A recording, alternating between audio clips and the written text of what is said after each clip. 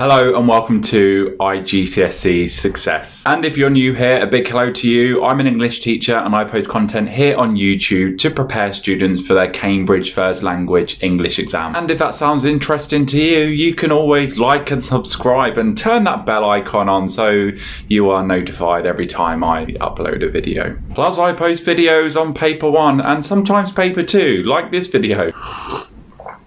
Let's get on with today's video. So that perennial question, what do Cambridge look for in terms of a successful piece of narrative writing? Be that for the composition part of paper 2 or for the coursework component if you are doing that alongside paper 1. It really is one of the most asked questions on my channel and I receive lots of emails about narrative writing. So I'm going to take you through my 5 top tips to hopefully ensure that you end up with a successful piece of narrative writing. So of course, number 1 is structure.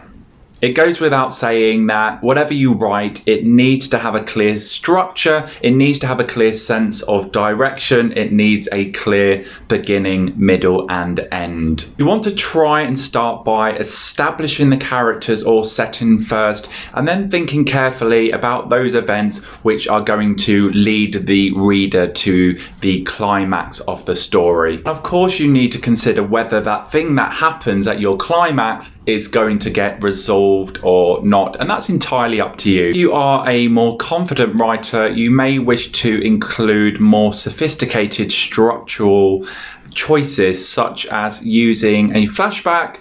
However, writing a story which is more linear or chronological in fashion is perfectly okay as well. My second tip is, of course, to think carefully about characterization, so how you bring your characters to life.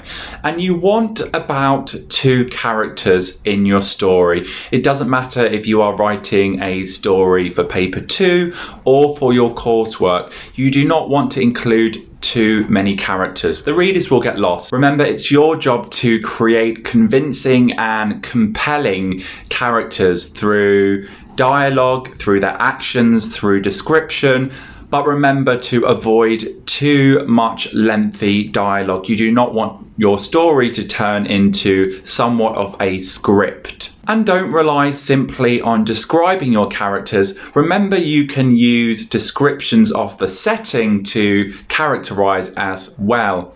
Imagine you have a student and paper is strewn all over their desk. One might infer that this particular student is somewhat disorganized. You may wish to describe certain furnishings in the room, how they have decorated a particular room to create a sense of character. Now, number 3 is all about setting. I'm sure your teachers have gone on and on about creating believable and engaging settings. Through the descriptions of your setting, you really are, I guess, trying to transport the reader, if only momentarily, to a completely different place, and that is achieved through your language choices and indeed the techniques that you choose to use. And of course, I've said this time and time again, you want your settings to be believable, you want them to be realistic, so avoid any kind of haunted houses,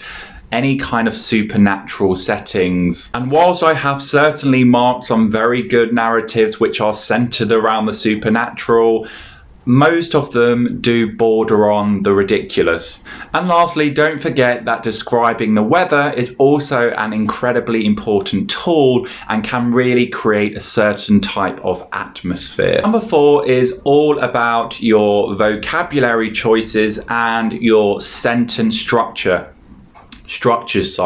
and it goes without saying that any FLE task where writing marks are allocated, of course, vocabulary and sentence structures are going to be incredibly important. The right choice of vocabulary can really bring your settings to life. They can really bring your characters to life, and they can show how the characters are feeling and make them more believable. Of course, the right choice of words can really help create a certain type of tone, mood, or atmosphere.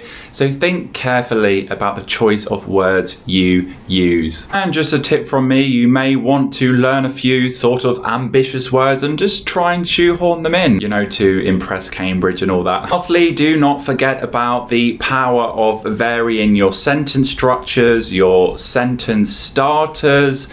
Sentences can be incredibly powerful. Think about perhaps using short sentences to create tension. Think about using a series of imperatives to create this character who perhaps is quite authoritative. It's a given that varying your sentence structures will hopefully keep the reader engaged. Number 5 is probably the most important, and this is what Cambridge say every single year. And the advice is for you guys to write from personal experience. I always say to my students, take the ordinary, take something ordinary that they have experienced and make it interesting. Now it seems odd given it's a narrative task that it's almost as if Cambridge is trying to, I guess, curb your creativity.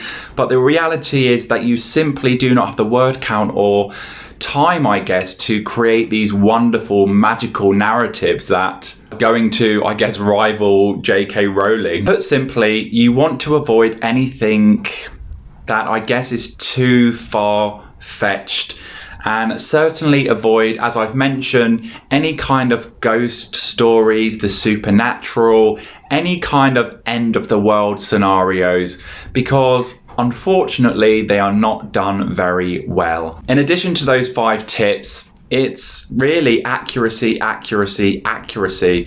Be sure to leave enough time for you to check the spelling, punctuation, and grammar. Comma use, comma splicing, punctuating dialogue accurately is equally as important. That's all for this week's video. As always, if you have any questions or comments, do leave them below, and I will see you again very soon. Until next time, bye bye.